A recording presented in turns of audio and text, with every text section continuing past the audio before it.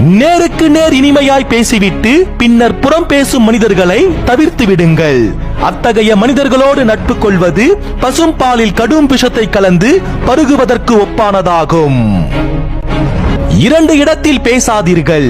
ஒன்று முட்டாள்கள் மத்தியில், மற்றொன்று புத்திசாலிகள் மத்தியில்.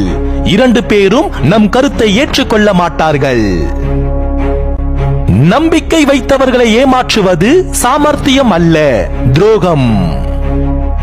சிலரிடம் பேசினால் உனக்கு நிம்மதி கிடைக்கும். சிலரிடம் பேசாமல் இருந்தாலே உனக்கு நிம்மதி கிடைக்கும்.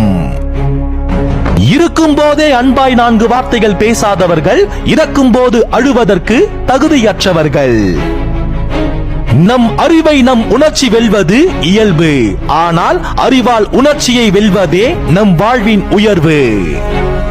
குத்தும் உருசியிடம் வாதாடிக் கொண்டிருந்தால் ஆடை தன் அழகை இழந்துவிடும். வெட்டும் கத்திரிக்கோளிடம் முரண்பட்டு நின்றால் ஆடை தன் வடிவத்தை இழந்துவிடும். சில காயங்கள் நம்மை நேர்த்தியடைய செய்யும் என்றால் அவற்றை மகிழ்ச்சியாக ஏற்றுக்கொள்ள வேண்டும். வாழ்வில் போராடி தோற்றுப்போ, ஜெயித்தவனும் உன்னை மறக்க மாட்டான். நன்றிகள்.